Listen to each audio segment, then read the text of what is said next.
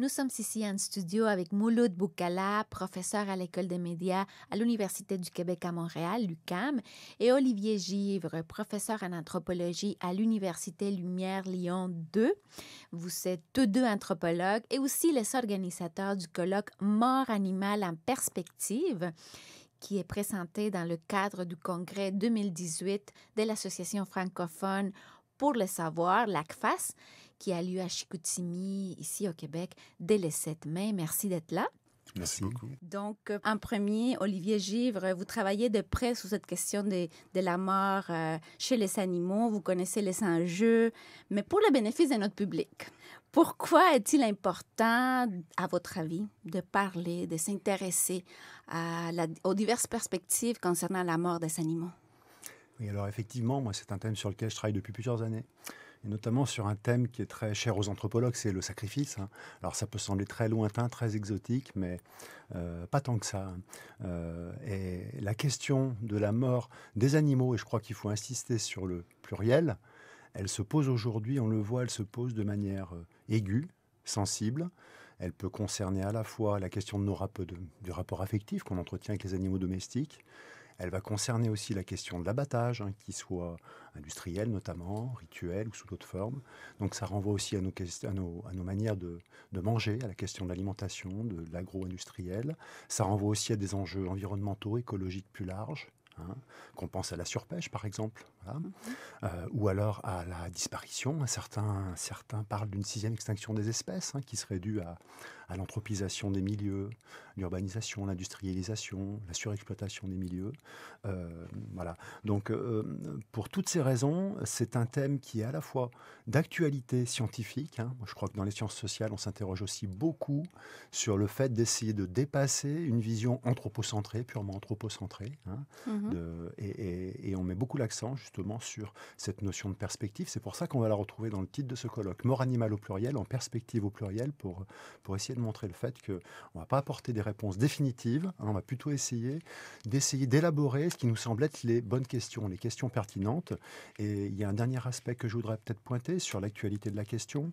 Il me semble que dans nos sociétés, là j'englobe... Ça peut être le Québec, le Canada, aussi bien que la France ou l'Europe, mais on se pose la question de la sensibilité partagée des humains, des animaux. C'est une question qui n'est pas universelle, ou en tout cas qui mérite d'être débattue, mais qui se pose de manière assez aiguë. C'est-à-dire, on voit qu'on est en train de s'interroger sur finalement ces rapports entre ce qu'on peut appeler les humains et les non-humains, de manière générale.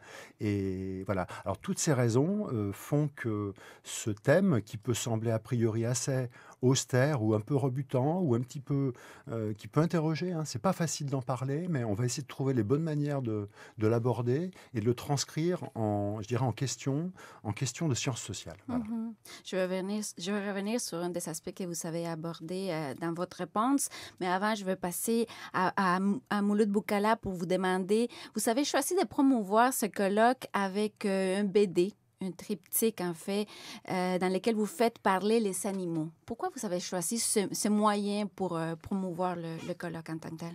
Donc, avec Olivier, on travaille beaucoup la question des images. Et au sein de ce colloque, il va y avoir toute une dimension, un aspect qui va porter sur les images, la symbolique, les représentations. Et donc, il y avait cette idée d'organiser, d'annoncer ce colloque sous forme d'une bande dessinée, avec ce rapport entre texte et image, et surtout de rendre compte d'une manifestation scientifique par une manifestation animale.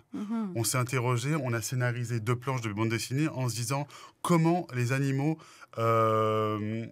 s'imagineraient, comment les animaux réagiraient face à une affiche où on voit un rhinocéros coupé en 2, donc la violence de la mort animale en perspective, et puis avec une dimension, on a des fleurs au travers du corps animal, avec une dimension ça pourrait être un deuil, un rapport à la prière. Est-ce qu'on peut montrer ça peut-être à la caméra pour que les gens puissent le voir clairement? Je vais l'approcher, par exemple.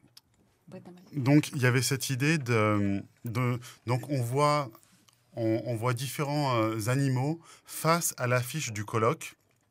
Et puis, ce qui est intéressant dans cette bande dessinée, c'est que les différents aspects du colloque sont soulevés. Donc, on voit une girafe qui parle de cimetière animalier. Il est question du sacrifice, de la chasse. Il est question du bien-être animal. Il est question de tuer éthiquement des animaux. Et là, les animaux, face à cette affiche, ils sont à la fois interpellés, interloqués, mais également apeurés. Consommation, c'est quoi? Un colloque à l'ACFAS, c'est dangereux, vous y allez.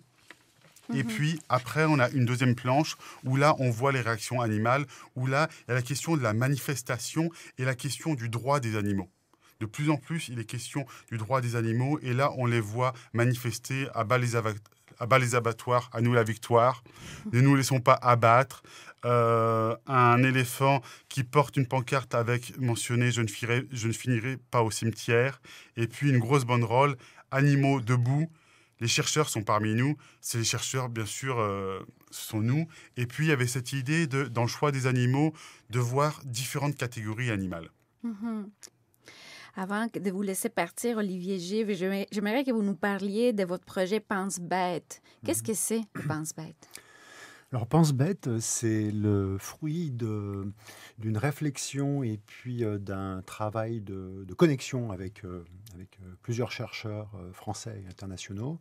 C'est un projet de recherche que l'on a déposé donc, à l'Agence nationale de la recherche en France, qui part d'une idée relativement simple qu'on vient d'évoquer, c'est que cette question des morts animales au pluriel, elle est justement plurielle, elle est porteuse de conflits, elle est conflictuelle, c'est-à-dire on n'est pas tous d'accord sur les enjeux de notre rapport aux animaux et la manière dont on considère la mort des animaux. Je prends un exemple très simple. On peut très bien être ému, effectivement, je dirais, en principe et théoriquement, mais par la mort des animaux en abattoir, tout en continuant à manger de la viande. Bon, voilà, donc ça nous met face à nos contradictions.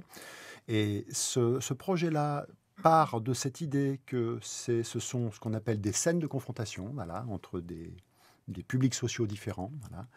Et on va donc aborder la question de ces conflictualités actuelles et futures, avec un point d'interrogation, et notamment avec une démarche interdisciplinaire et comparative. Voilà. Donc le projet compte une dizaine de membres, des anthropologues, des géographes, des sociologues, et avec l'idée justement d'entrer de plein pied. Alors une petite parenthèse, mais on s'est rendu compte aussi que, je prends juste l'exemple de la France, mais les questions autour de la mort animale en France peuvent sembler parfois assez franco-centrées, ou du moins assez centrées sur, je dirais, un type de société. Voilà. Nous, on essaye de faire un pas de côté en essayant de montrer comment les mêmes questions se posent complètement différemment, ou alors ne se posent pas du tout, ou vraiment dans d'autres termes, dans d'autres sociétés. C'est-à-dire, c'est vraiment jouer la carte de la dimension comparée, et en montrant que ces questions-là, aujourd'hui, ça c'est un autre point, un aspect très important, elles sont globalisées. Elles sont globales. Les animaux circulent, la viande circule, les pratiques, les normes, le bien-être animal, c'est une norme globale et mondiale. Voilà. Donc c'est s'intéresser finalement à qu'est-ce qui fait la diversité de nos rapports aux animaux, des rapports à cette question de la mise à mort. Est-ce que je dirais la mise à mort par égorgement d'un côté, ou alors par étouffement sans effusion de sang de l'autre, comment est-ce qu'on peut les mettre en regard, comment est-ce qu'on peut éventuellement les faire dialoguer, vous voyez, voilà. Donc ce projet doit durer 4 ans. Il va comporter beaucoup d'enquêtes de terrain et notamment des enquêtes collectives. C'est-à-dire on insiste là-dessus, sur le fait d'apporter chacun son expertise et de donner un regard un peu neuf sur le terrain des autres. Moi, à titre personnel, je suis plutôt spécialisé sur l'Europe du Sud-Est. Voilà. Donc l'idée, c'est d'inviter des collègues qui vont porter un regard différents, nouveaux, renouvelés sur mes propres terrains. Il y a aussi dans ce projet-là, et je rejoins ce que disait Mouloud par rapport à la question finalement de traiter la mort animale par d'autres biais, vous voyez ce que je veux dire, de faire un détour par exemple par l'approche graphique dessinée, par la bande dessinée, pour sortir de ce rapport frontal un peu à l'image de la mort animale. Donc il y aura aussi un projet, un volet de collaboration avec des artistes qui viseront aussi à réfléchir sur mais qu'est-ce que les chercheurs disent et montrent aussi de ce type de travail-là. Comment est-ce qu'on peut nous-mêmes travailler sur ce qu'on appelle la réflexivité, c'est-à-dire c'est le retour sur nos propres pratiques, et puis finalement la dimension aussi un peu affective de qu'est-ce que ça fait de travailler sur ces thèmes-là. Donc il y aura aussi un volet science et art dans ce projet. Voilà.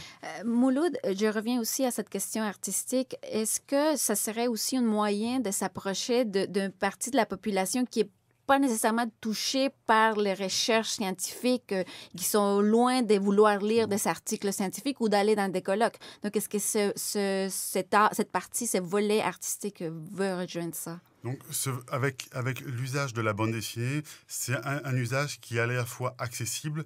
Tout le monde a lu dans son enfance des bandes dessinées, mais avec cette idée que cette accessibilité, ce côté avec là, nous avons pris un parti humoristique. Non seulement il est accessible, il est ludique, il est humoristique, mais il est également riche en connaissances. On peut aborder des sujets sérieux, des sujets scientifiques par les images, par la bande dessinée, par le dialogue entre texte et image, et en scénarisant à partir de... Donc là, c'est un programme où, à partir de travaux scientifiques, on peut mobiliser, adapter, transférer nos connaissances sous une autre forme pour arriver à des nouveaux objets, où la connaissance scientifique, en mobilisant les images, se transforme, et on rejoint aussi nos questions, qu'est-ce qu'on peut dire, qu'est-ce qu'on peut montrer concernant les morts animales. Mm-hmm. Très intéressant. Merci d'être passé dans nos studios. Bonne chance pour le colloque de 8 mai prochain. Donc, Mouloud Boukala, professeur à l'École des médias de l'Université du Québec à Montréal, l'UQAM, organisateur de ce colloque, avec Olivier Givre, professeur en anthropologie à l'Université Lumière Lyon 2. Merci d'être passé. Merci à vous. Beaucoup.